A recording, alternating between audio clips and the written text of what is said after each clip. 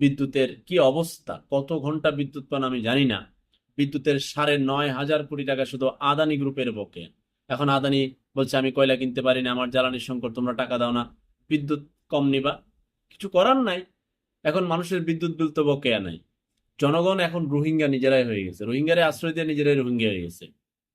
কই বিচার দিব, কি করব? আয় অল্প ব্যয় বেশি, পরে কি করব? তার ব্যয় সামলাতে গিয়ে পরে সে দুর্নীতিতে যুক্ত হয়।